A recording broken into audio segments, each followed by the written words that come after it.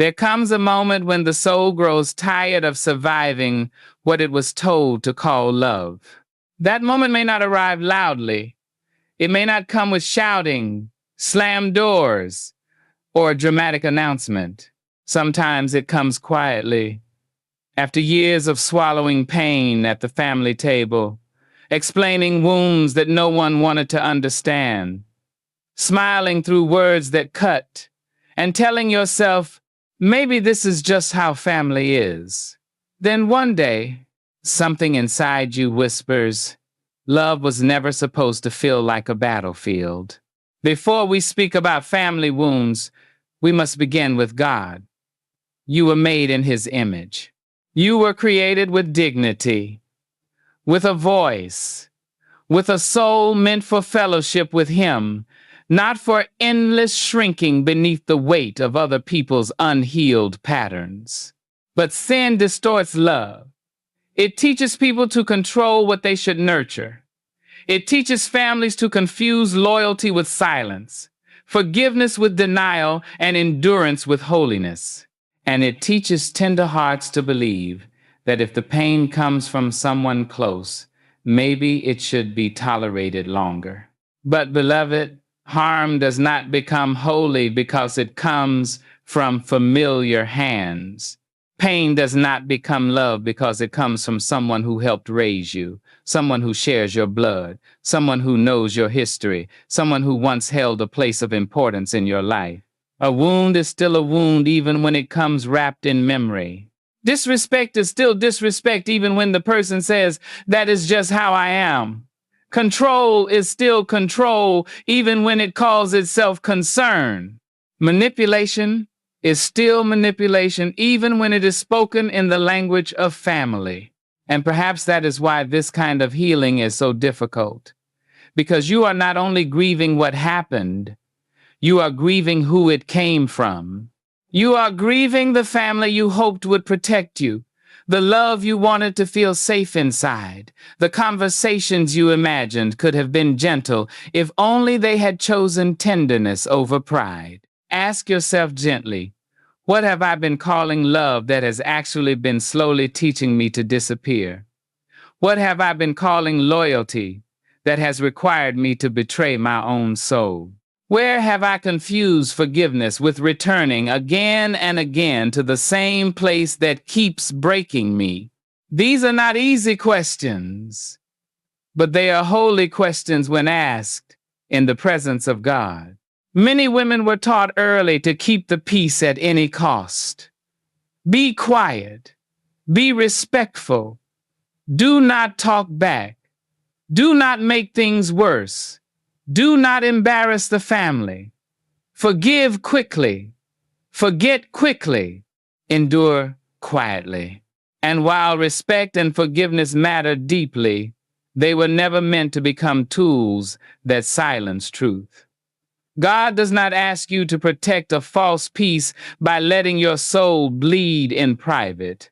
There is a difference between honoring your family and idolizing their access to you. Honor does not mean allowing repeated harm without boundaries. Forgiveness does not mean pretending nothing happened. Grace does not mean handing your heart back to people who keep mishandling it and calling your pain too sensitive. Love listens. Love acknowledges. Love does not rewrite your pain to protect someone else's comfort. Love does not demand that you become smaller so another person can remain unchallenged. Love does not require you to lose your voice in order to prove your loyalty. One of the most painful lies many women carry is the belief that choosing peace means abandoning family. But sometimes, choosing peace means finally refusing to abandon yourself. Sometimes it means saying, I can love you, but I cannot keep giving you the same access to wound me. Sometimes it means stepping back not because your heart is cold, but because your spirit is exhausted from surviving what should have been safe. This does not mean every difficult family relationship must be cut off. It does not mean you respond from bitterness, revenge, or pride. Christian healing is not about becoming hard. It is about becoming honest. It is about bringing the wound into the light and asking God for wisdom. Lord, what does love require here? What does truth require? What does peace require? What access is healthy? And what access keeps reopening what you are trying to heal? Some family behaviors poison the ground beneath your feet slowly. Constant disrespect disguised as honesty. Emotional manipulation that makes you question your memory. Control masked as concern. Boundaries ignored as if your no were an inconvenience. Love given only when you conform. Silence used as punishment. Criticism that never celebrates your becoming. These things do not become harmless because they have existed for a long time. Beloved, you were not created to be a container for other people's unhealed wounds. You were not made to spend your whole life absorbing pain so others never have to face themselves. You were not born to earn love by enduring what keeps breaking you. The Lord sees the nights you cry. He sees the years you tried. He sees the hope you carried, the explanations you repeated, the forgiveness you offered, the silence you kept, the cost you paid to be called loyal. And He is not asking you to hate. He is asking you to heal in truth. You are allowed to choose peace over proximity. You are allowed to love with wisdom. You are allowed to stop disappearing. The original source names a painful truth. Many people are taught that blood excuses behavior, that shared history erases harm, and that endurance is the same as strength. But, beloved, there is a kind of endurance that is holy, and there is a kind of endurance that slowly teaches a woman to disappear. Holy endurance strengthens faith. It helps you remain faithful when life is difficult. It teaches patience, forgiveness, humility, and trust in God. But unhealthy endurance asks you to keep standing in places where your dignity is being stripped away. It tells you to keep quiet when truth needs a voice. It tells you to forgive with your mouth while your body is still bracing for the next wound. It tells you that because someone is family, their behavior must be protected from accountability. That is not love. That is a burden wearing the name of loyalty. There are families where disrespect is called honesty. Someone cuts you down and says, "I am just telling the truth." They humiliate you and call it a joke. They comment on your appearance, your choices, your past, your faith, your emotions, your dreams. And when you finally admit it hurts, they say you are too sensitive. But truth without love can become a blade. Honesty without humility can become cruelty. And words spoken repeatedly to diminish you are not shaping your character. They are wounding your sense of self. Ask yourself gently, have I been accepting disrespect because it came from a familiar voice? Have I been laughing at jokes that were really small acts of humiliation? Have I confused being respectful with allowing myself to be repeatedly disrespected? God does not ask you to call cruelty wisdom. He does not ask you to confuse harshness with truth. The Lord speaks truth, but His truth heals, convicts, restores, and leads us toward life. It may correct, but it does not destroy your dignity. It may expose sin, but it does not mock the soul. It may challenge you, but it does not make you feel worthless so someone else can feel powerful. Love does not require cruelty in exchange for connection. Then there is emotional manipulation, the twisting of reality until you begin to question your own memory. You say, "That hurt me." And they say, "You are imagining things." You say, "That was not okay." And they say, "You always make everything dramatic." You try to name what happened, and suddenly the conversation becomes about your tone, your sensitivity, your timing, your supposed lack of gratitude. Somehow, the wound you brought into the light gets turned around and placed back in your hands as if you created it. That kind of confusion can make a woman doubt herself deeply. She may begin to ask, did it really happen that way? Am I the problem? Am I too difficult to love? And if this pattern continues long enough, she may stop trusting her own pain. Beloved, listen carefully. Pain is not always proof that you are wrong. Sometimes pain is the part of you that still knows something is not right. Love listens. Love does not rush to erase your experience. Love does not protect its own comfort by making you question your sanity. A healthy person may not always understand your hurt at first, but they will care that you are hurt.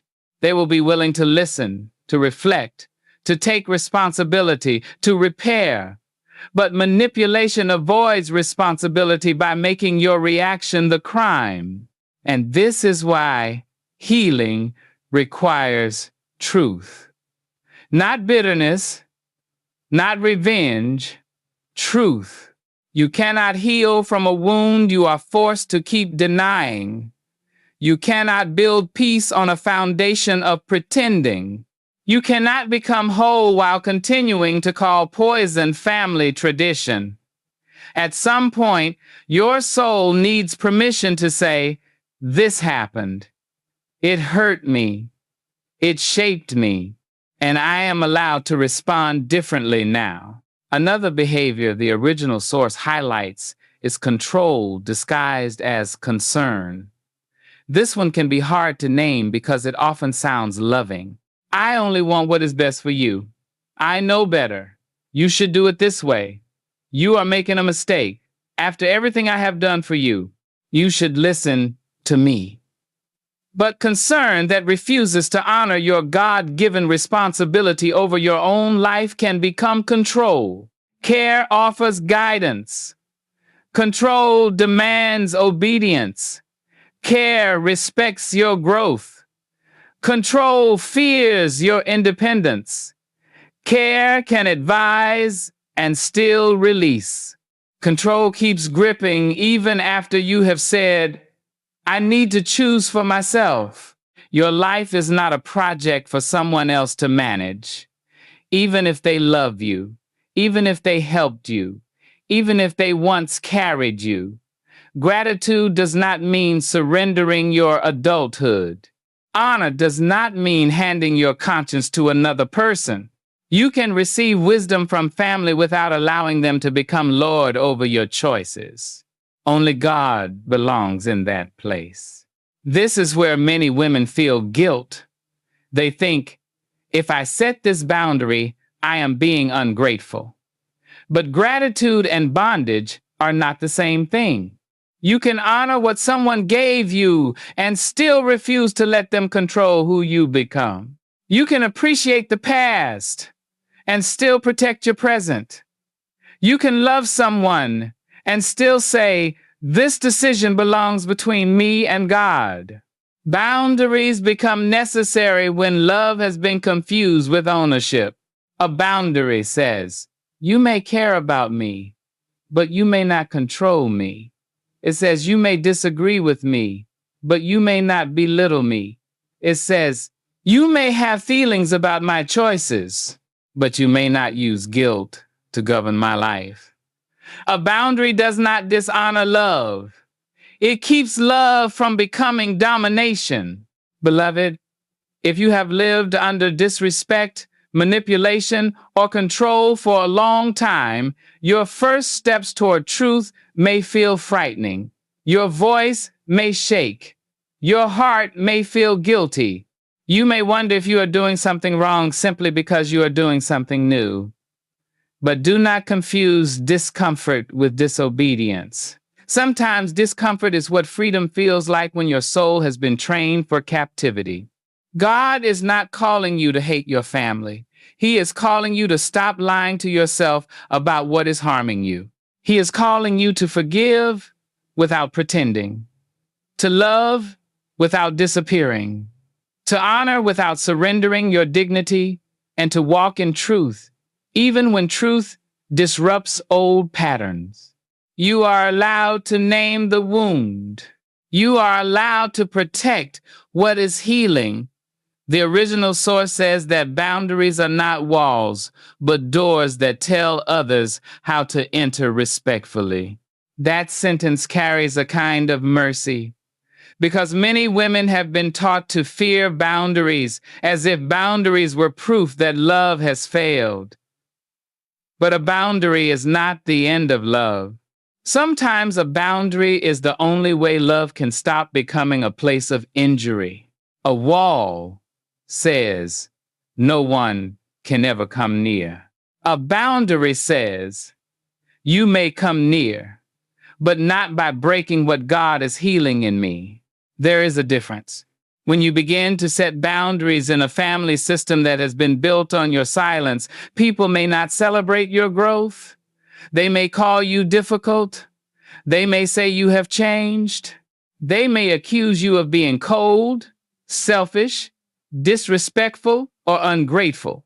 But often what they are really saying is, you are no longer as easy to control. Often what they are feeling is the discomfort of losing access to a version of you that absorbed more than she should have. And beloved, that version of you may deserve compassion, but she should not be forced to keep leading your life. She learned to survive. She learned to keep the peace. She learned to study people's moods before speaking. She learned when to smile, when to stay quiet, when to apologize, even when she was the one hurt. She learned that saying no could bring punishment, silence, criticism, or withdrawal. So if boundaries feel frightening now, do not shame yourself. Your fear may be old training trying to protect you from old consequences, but God is teaching you a new way to live. A boundary might sound simple. I will not continue this conversation if I am being insulted. I need space before we talk about this again. I am not discussing that topic. You may disagree with me, but you may not shame me. I love you, but I will not allow this pattern to continue unchanged. These words may seem small, but for a woman who has spent years abandoning herself to keep connection, they can feel like crossing a sea. Ask yourself gently, where have I said yes with my mouth while my soul was begging for no? Where have I allowed access because guilt felt louder than peace? What boundary have I delayed because I was afraid of being misunderstood? Boundaries require honesty. Not only honesty with others, but honesty with yourself. You must be willing to admit what drains you, what frightens you, what repeatedly wounds you, what leaves you anxious before it even happens. Your body may have been telling you the truth for years, the tight chest before a phone call, the heaviness after a visit, the rehearsed sentences before a conversation, the exhaustion that follows certain people even when nothing major happened. Those signals are not weakness. They are information. The body often remembers what the mind tries to minimize. It remembers the tone. It remembers the pattern. It remembers how many times your no was ignored, your hurt was dismissed, your limit was mocked, your peace was treated as less important than someone else's comfort. To listen to those signals is not rebellion. It may be wisdom finally being heard. Boundaries are not about controlling other people. This is important. You cannot make someone respect you. You cannot force accountability into a heart that refuses humility. You cannot demand transformation from someone who benefits from the pattern. A boundary is not, you must change. A boundary is, if this continues, this is what I will do to protect my peace. That is not cruelty. That is stewardship. If a conversation becomes disrespectful, you can leave it. If your private life is repeatedly judged, you can share less. If your vulnerability is used against you, you can stop handing fragile pieces of yourself to careless hands. If someone punishes you with silence to regain control, you can refuse to chase connection at the cost of your dignity. This may bring grief, real grief, because setting boundaries with family often means grieving the fantasy that love alone would fix everything. You may grieve the version of them you needed. You may grieve the years you spent hoping that one more explanation would finally make them understand. You may grieve the child in you who thought, if I am good enough, quiet enough, forgiving enough, they will love me gently. Let yourself grieve. Grief does not mean your boundary is wrong. Sometimes grief means you are finally telling the truth about how much it hurt. Sometimes grief means you are no longer surviving through denial. Sometimes grief means the illusion is breaking so healing can begin. God can meet you in that grief. He is not confused by the complexity of family pain. He knows that you can love someone and still be harmed by them. He knows that you can forgive and still need distance. He knows that you can honor what was good while refusing to ignore what was destructive. He is not asking you to make your story simple for people who do not want to understand it. He is asking you to walk in truth. And truth does not have to scream. It can be calm. It can be kind. It can be firm. It can tremble at first and still be true. You do not have to deliver a perfect speech for your boundary to be valid. You do not have to convince everyone. You do not have to defend every detail of your healing process. Sometimes the most powerful boundary is consistency, not explanation. Say what is necessary, then live it. That is where many people struggle. They announce boundaries, but guilt pulls them back. They say no, then over-explain until the no becomes negotiable. They step away, then return too quickly because someone is uncomfortable. But a boundary that is never upheld becomes a request.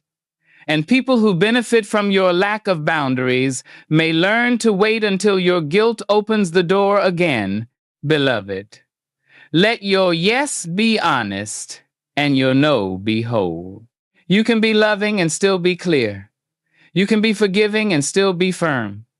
You can be gentle and still be unavailable for disrespect. You can be a daughter, sister, mother, wife, or friend and still remain a person with limits, dignity, and a soul that belongs first to God. Boundaries do not make you less loving. They make your love truthful. The original source speaks of favoritism, chronic criticism, punishing silence, and the refusal to take accountability as family patterns that can slowly teach a person to doubt their own worth. These wounds can be especially painful because they often happen inside places where love was supposed to be steady. They do not always arrive as one dramatic injury.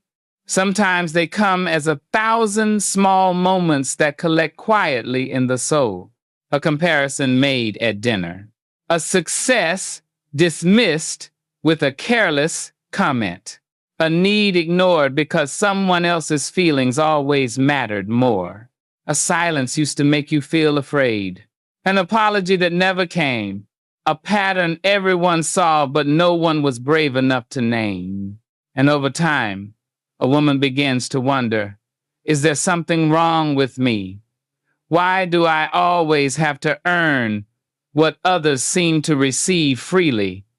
Why is my pain too much, but their behavior never questioned? Beloved, if you have lived beneath that kind of pattern, hear this with tenderness. Your worth was never meant to be measured by the way a wounded family system treated you. Favoritism is a quiet thief. It steals belonging before a person has words for what is missing.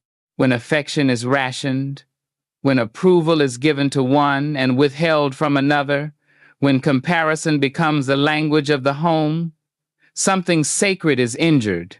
A child may grow into a woman who keeps trying to prove that she is enough, not because God made her lacking, but because love was presented to her like a prize someone else had already won. But love is not a competition. Family was never meant to become a hierarchy of worth. God does not look at his daughters and say, this one is easier to love, this one must work harder. This one may belong only if she performs. The Father's love does not create a room where one child is celebrated and another is quietly trained to disappear. If you grew up feeling less chosen, less defended, less understood, that pain matters. Do not minimize it because someone else says, that was a long time ago. The years may pass, but what is not healed can still speak in the way you see yourself. It may show up in overachieving, people-pleasing, fear of rejection, or a deep ache every time someone else is preferred. Ask yourself gently, where am I still trying to earn the love I should have received freely? Where has comparison shaped the way I speak to myself? What would change if I stopped living as though I am still waiting to be chosen? Then there is chronic criticism, the kind that does not correct for growth, but controls through shame. Nothing is enough. Every effort is examined. Every joy is interrupted by fault finding. You achieve something, and they mention what could have been better. You try something new, and they remind you of the risk. You rest, and they call you lazy. You speak, and they correct your tone. You are never simply allowed to become. You are always being evaluated. This kind of criticism can make peace feel suspicious.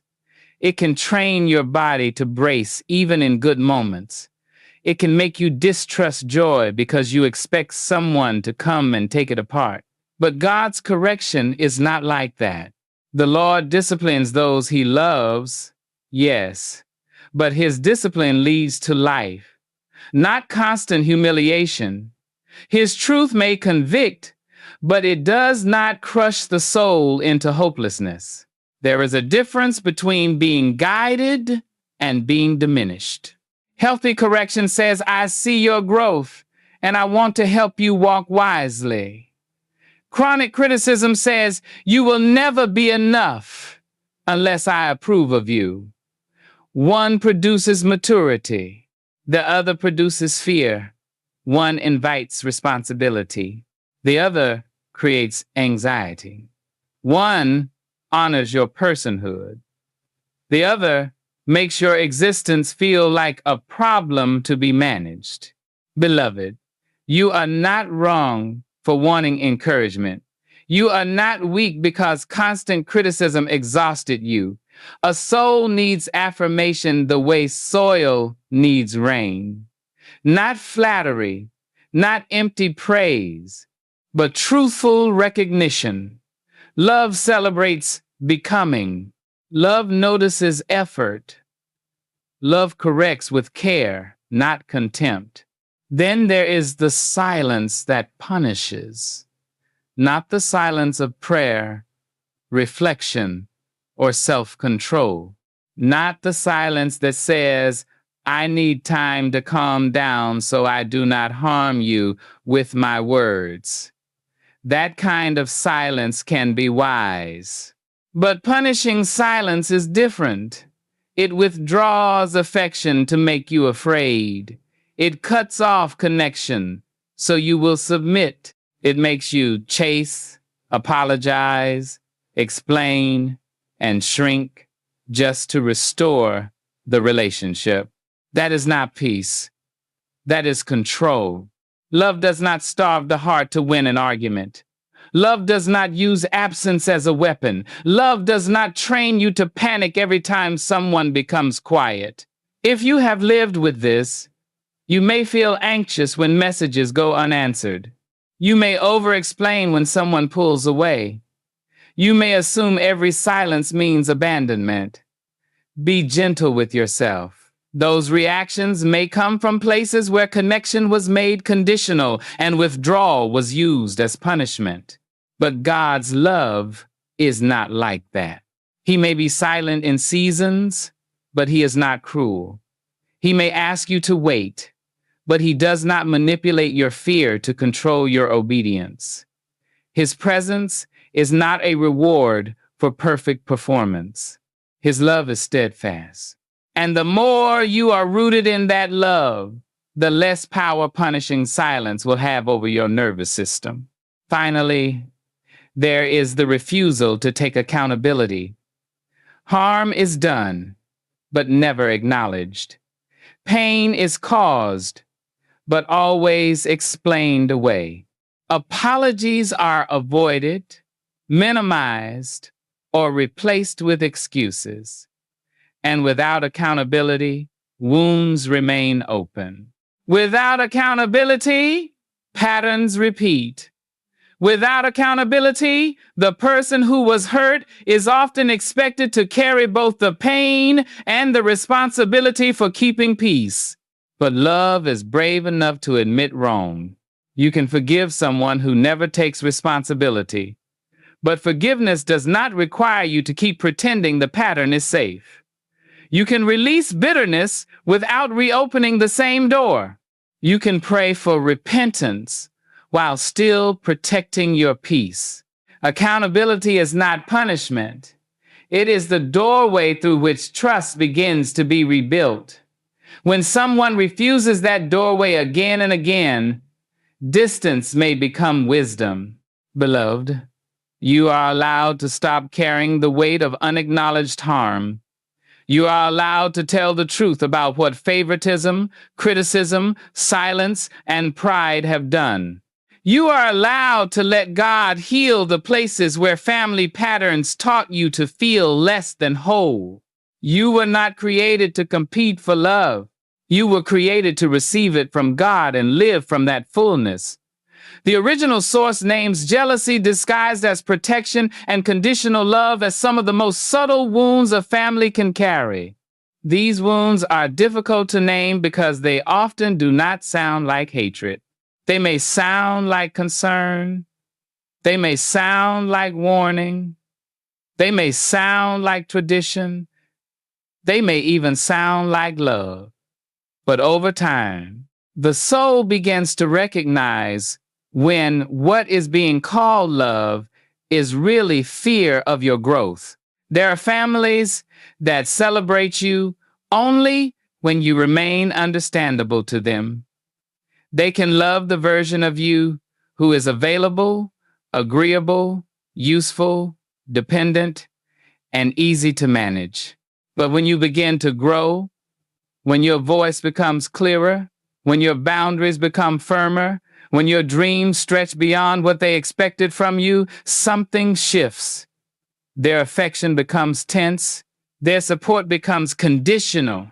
Their concern becomes control. And suddenly, your becoming feels like a betrayal to people who were comfortable with your smallness. Beloved, that does not mean your growth is wrong. It means your growth is revealing what was built on your shrinking. Jealousy in a family can be especially painful because you do not expect competition from the people you hoped would celebrate your rising. You expect them to rejoice when you heal, when you become stronger, when you begin to stand upright after years of bending. But sometimes your freedom threatens people who have not made peace with their own captivity. Sometimes your courage unsettles people who chose comfort over truth. Sometimes your healing exposes how long others have tolerated what you are now refusing to endure. That is why growth is not always greeted with applause. Sometimes it is met with criticism. Sometimes it is met with distance. Sometimes it is met with subtle comments meant to make you doubt yourself. You think you are better now? You have changed. You are forgetting where you came from. You are becoming too much.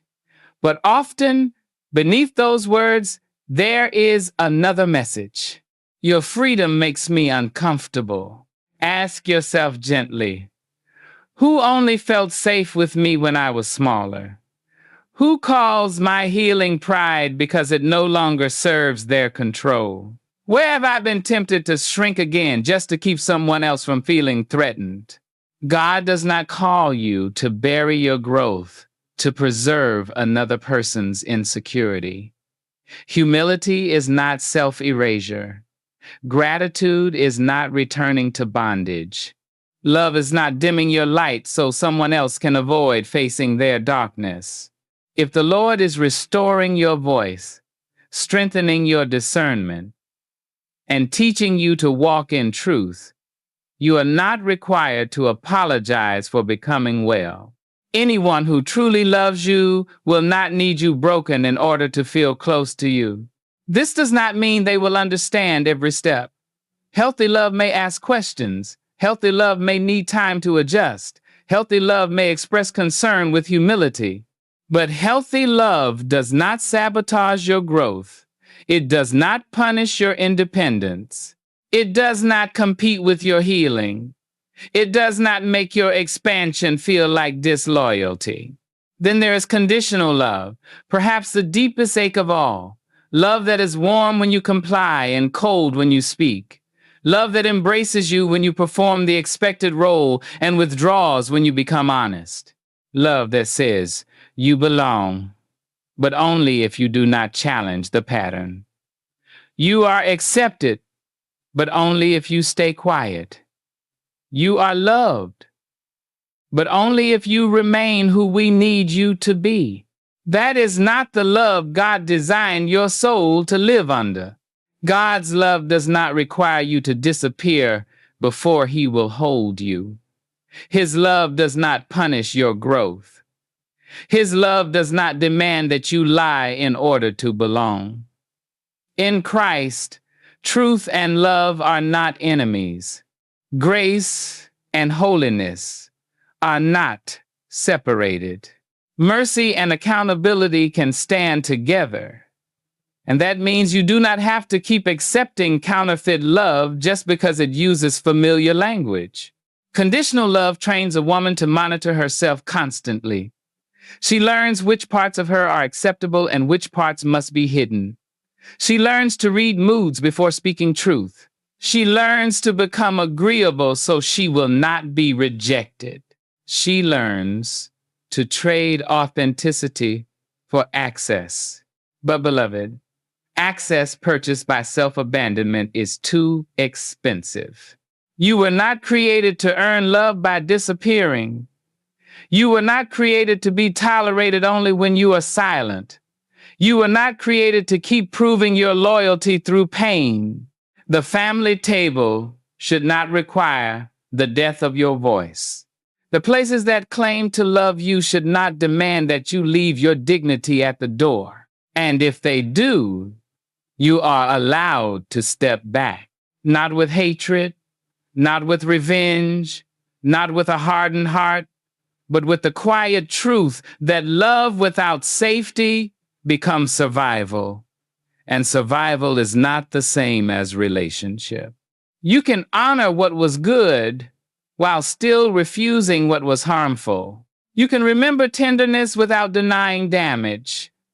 You can grieve what should have been while choosing what must now be. This will bring grief. Let it. Grief is not proof that you are wrong. It is proof that something mattered. It is proof that you hoped. It is proof that you loved. But grief must not become a chain that keeps you tied to what continues to wound you. Beloved, if love disappears when you become honest, it was never stable enough to carry your soul. If support vanishes when you stop complying, it was not support, it was control. If closeness depends on your silence, then distance may be the first honest thing your healing has ever chosen. Let God teach you the difference between love and control, wearing a familiar face. Let Him give you courage to keep growing, even when your growth disappoints those who benefited from your fear. The original source says, you are allowed to choose peace over proximity, and that truth can feel almost forbidden when the people hurting you are family. Because family often comes wrapped in sacred language. Loyalty, honor, sacrifice, forgiveness, tradition, blood, history. And when you begin to step back from what has been harming you, those words may rise like accusers in your mind. You may hear, but they are your family. You may hear, you only get one mother. You may hear, after everything they have done for you. You may hear, a good daughter would endure. You may hear, a loving person would not create distance. But beloved, peace is not rebellion against love. Sometimes peace is the first honest form of love you have ever chosen. Proximity is not proof of honor. You can be physically close to someone and emotionally absent, spiritually exhausted, silently resentful, and inwardly breaking. You can sit at the same table and feel miles away from safety. You can answer every call and still feel unseen. You can keep showing up in the name of family while your heart quietly learns that its pain does not matter. That is not the fullness of love God desires for you. Peace over proximity does not mean hatred. It does not mean you stop caring. It does not mean you erase history or deny the good that may have existed. It means you finally admit that access must be guided by wisdom, not guilt. It means you stop pretending that being near someone is healthy simply because leaving feels difficult. It means you recognize that love and access are not the same thing. You can love someone and limit what you share. You can love someone and decline certain conversations. You can love someone and stop explaining your decisions. You can love someone and choose not to keep entering the same cycle that leaves your spirit wounded.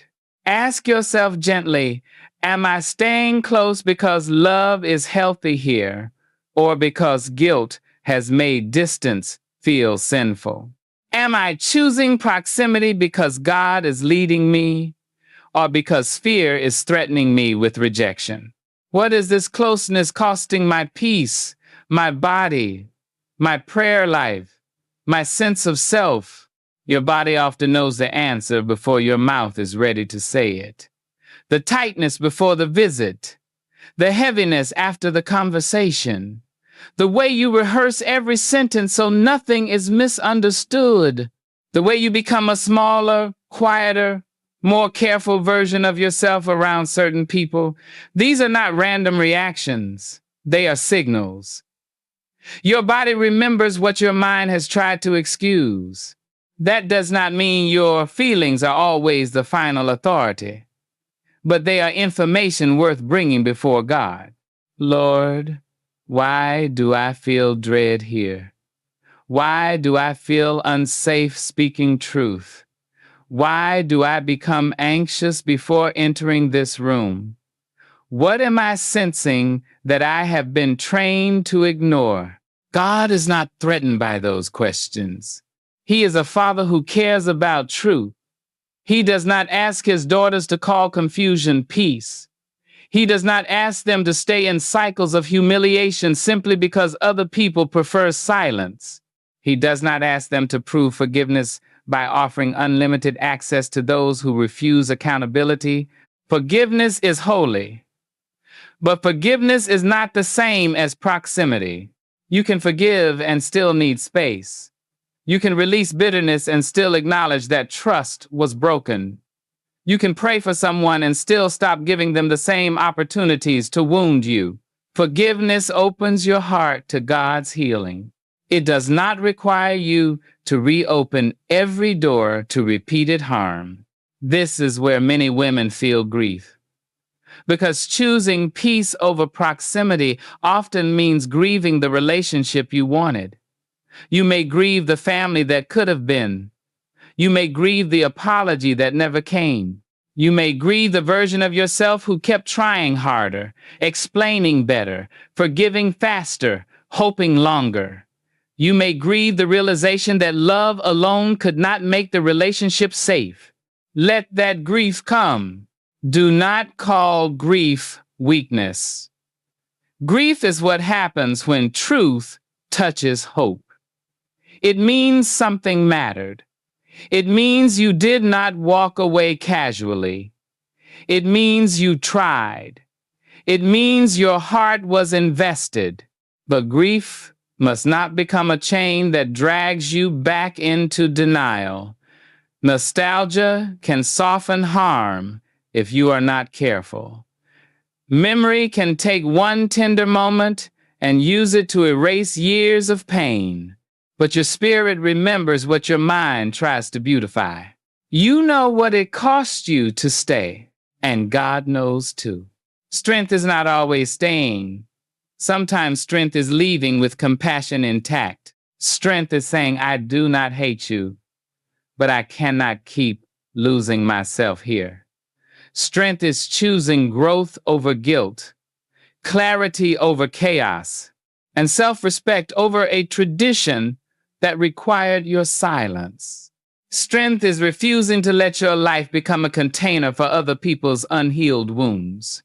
This kind of strength may not be applauded. People may misunderstand your distance. They may rewrite your story so they do not have to face their behavior. They may call you difficult because you are no longer easy to dismiss. Let them speak. Their misunderstanding does not invalidate what God has shown you. Beloved, you know the nights you cried. You know the years you tried. You know the hope you carried longer than it was returned. You know the conversations you rehearsed, the apologies you waited for, the boundaries you delayed because you wanted peace without loss. But sometimes peace requires loss. Not the loss of love, but the loss of illusion. The loss of the belief that if you are patient enough, the pattern will change without accountability. The loss of the role that kept you useful but unseen. The loss of being everyone's safe place while never having one for yourself. And on the other side of that loss, God can give you something sacred. Yourself back. A quieter heart. A clearer mind. A deeper breath. A life where love does not require disappearance. A faith that is honest enough to forgive and wise enough to guard what is healing. So choose peace over proximity when proximity becomes survival. Choose truth over the image of harmony. Choose prayer over panic. Choose wisdom over guilt. Choose the version of love that allows your soul to remain whole before God. You are not abandoning love. You are refusing to abandon yourself. The original source teaches that loving someone does not require unlimited access to your inner world, and that truth can feel both freeing and frightening when you have spent years proving love through availability. Many women were taught that if you care, you answer. If you love, you explain. If you are loyal, you remain open. If you are forgiving, You keep the door unlocked no matter how many times someone walks in and breaks what was healing. But beloved, access is not the same as love. Access is powerful. It gives people entry into your thoughts, your vulnerabilities, your decisions, your wounds, your hopes, your private fears, your unfinished healing. When access is handled with care, it can deepen trust.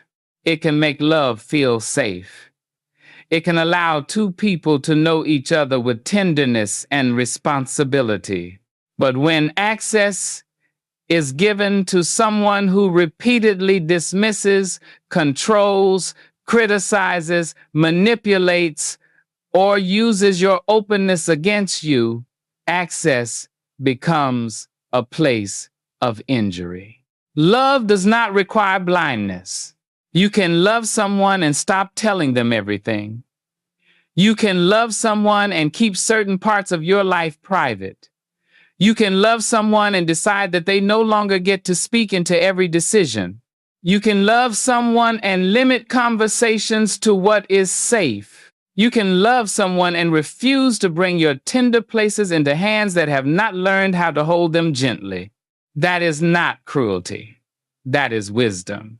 Ask yourself gently, who has access to me that has not been responsible with my heart?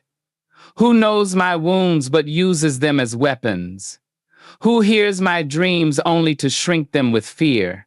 Who receives my honesty but turns it into judgment, gossip, control, or guilt? These questions may reveal why your soul has felt so tired. It is exhausting to be emotionally available to people who do not treat your openness as sacred. It is exhausting to keep explaining your inner world to people who listen only to correct, dismiss, or defend themselves. It is exhausting to hand someone your fragile truth and watch them mishandle it, then feel guilty for wanting to stop handing them more. Beloved, not everyone who loves you knows how to love you safely. That sentence is painful, but it can also set you free. Some people may truly care in the limited way they understand, but their way of caring may still harm you. They may love through control because they fear losing influence. They may love through criticism because they mistake pressure for guidance.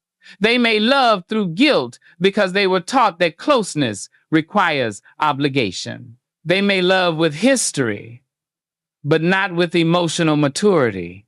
Acknowledging this does not erase the good. It simply tells the truth about the whole picture. You do not have to turn people into villains in order to protect yourself from their patterns.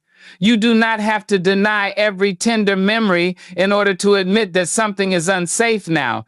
Christian healing is not dishonest. It does not say nothing good ever happened. It says the good does not cancel the harm. It says the love I feel does not require me to keep participating in what wounds me. Access should be shaped by trust, not titles. Someone can share your blood and still not be safe with your vulnerability. Someone can have known you for years and still not deserve full entrance into your healing process. Familiarity is not the same as wisdom. History is not the same as accountability. A family role is not automatic permission to enter every room of your soul. Even Jesus did not give the same level of access to everyone. He loved crowds, but he did not entrust himself to every crowd. He taught many, walked closely with some, and revealed deeper things to a smaller circle. His love was expansive, but his access was discerning. That is not coldness. That is wisdom in perfect form. So why do you think holiness requires you to give everyone the same access to your heart? Discernment is not a lack of love. It is love guided by truth.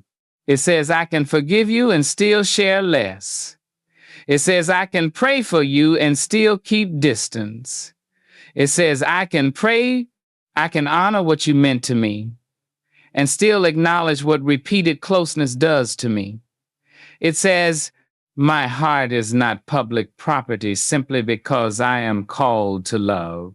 This may bring guilt, especially if people were used to your constant availability. They may say, you are different now. They may say, you do not care anymore. They may call your peace distance and your boundaries disrespect. But often what they mean is, you are no longer as accessible to my expectations as you used to be. Let that be uncomfortable without letting it control you. Growth changes the shape of relationships. When you stop over-explaining, people who depended on your explanations may feel deprived. When you stop over-giving, people who benefited from your exhaustion may feel offended. When you stop letting guilt open doors God has been telling you to close, people may accuse you of becoming selfish. But your healing cannot be led by the discomfort of those who preferred you unprotected. Love can remain present while access becomes intentional. That is a mature sentence. It means you do not have to hate someone to move differently. You do not have to be angry every day to maintain a boundary. You do not have to rehearse their wrongdoing forever in order to justify your distance. You can simply know, with quiet clarity, this level of access is no longer healthy for me, and then you can live accordingly. Beloved, choosing access wisely creates space for healthier love. It teaches your soul that your inner world matters. It tells the frightened places inside you, we will no longer leave you exposed just to prove we are good. It gives room for relationships that honor mutual care instead of obligation, safety instead of control, respect instead of entitlement. You may feel lonely at first, but there is a loneliness that heals and a loneliness that harms. The loneliness of solitude can become a place where God restores your voice.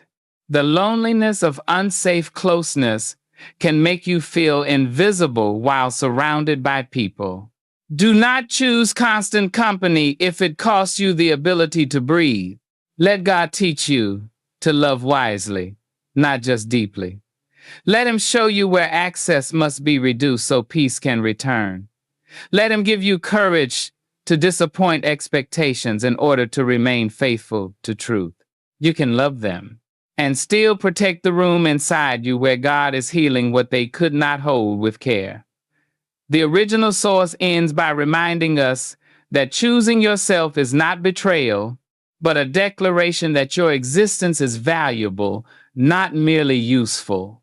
And for a woman who has spent years being needed, depended on, expected, corrected, drained, and called loyal only when she was available, that truth can feel almost impossible to receive at first. Because choosing yourself may not feel like freedom immediately. At first, it may feel like guilt. It may feel like grief. It may feel like standing in a quiet room after years of noise and wondering whether peace is safe. You may hear old voices rising inside you. You are selfish. You are ungrateful. You are abandoning them. You are making things worse. A good woman would endure. But beloved, not every voice inside you is true. Some voices are only old conditioning repeating what kept you trapped. Choosing yourself does not mean you stop loving others. It means you stop loving them at the cost of your own wholeness. It means you stop confusing sacrifice with disappearance. It means you stop calling exhaustion devotion. It means you stop letting guilt lead you back into places where your spirit has already told you again and again, I cannot breathe here. Ask yourself gently, am I choosing peace or am I only avoiding guilt? Am I staying because God is leading me or because fear has trained me to believe that leaving a harmful pattern makes me cruel? What part of me am I still abandoning in order to keep a version of love that does not protect me? There is grief in seeing clearly. Grief for the years you tried harder than anyone knew. Grief for the apologies that never came. Grief for the family you wanted but did not fully receive. Grief for the younger version of you who thought if she could just be quieter, sweeter, more useful, more forgiving, more patient, then love would finally become gentle. Let that grief come. Do not shame yourself for mourning what should have been. You can love people and still grieve how they treated you. You can honor the good and still tell the truth about the harm. You can remember laughter, meals, sacrifices, and shared history while also admitting that history does not erase wounds. Christian healing does not ask you to lie. It asks you to bring truth into the presence of God and let Him restore what denial could never heal. Choosing yourself is not rebellion when the choice is rooted in truth, wisdom, and peace. Rebellion seeks to punish. Self-respect seeks to protect. Rebellion wants to wound back. Self-respect says, I will not continue being wounded in order to prove that I love. Rebellion is driven by bitterness. Self-respect can walk away with compassion intact, and that is the quiet miracle God can work in you. He can teach you to leave without hatred. He can teach you to set boundaries without venom. He can teach you to forgive without reopening every door. He can teach you to love without unlimited access. He can teach you to honor your family without allowing family pain to become your identity. Some people may never understand your healing. They may prefer the old version of you because she was easier to use, easier to silence, easier to guilt, easier to keep in her assigned role. They may rewrite your story to protect their own comfort. They may say you changed as if change were a crime. But growth is not betrayal. Growth is evidence that God did not leave you where pain placed you. Beloved, you know what staying cost you. You know the nights you cried quietly. You know the conversations you rehearsed. You know the way your body tightened before certain calls, visits, questions, or accusations. You know the hope you carried far longer than hope was returned. You know how many times you tried to explain your heart to people who were more committed to defending themselves than understanding you. Their misunderstanding does not invalidate your truth. Choosing yourself means you stop waiting for people who wounded you to approve the boundaries that protect you. It means you stop asking permission to heal. It means you stop making your peace dependent on whether others admit what they did. Some may never take accountability. Some may never apologize. Some may never see the fullness of your pain, but your freedom cannot remain locked inside their refusal. God can heal you without their agreement. That truth is not cold. It is mercy. Because if your healing required everyone who hurt you to understand, repent, and change first, then your peace would be held hostage by their maturity. But the Lord is kinder than that. He can meet you in the aftermath. He can restore your voice. He can rebuild your trust in yourself. He can teach your nervous system that safety is possible. He can show you that love should never require you to disappear. So choose yourself in the small places. Rest before resentment takes root. Say no before your yes becomes bitterness. End the conversation before disrespect becomes normal. Share less with those who mishandle your vulnerability. Step away when proximity becomes survival. Pray before guilt becomes your guide. Return to scripture when old voices call your healing selfish.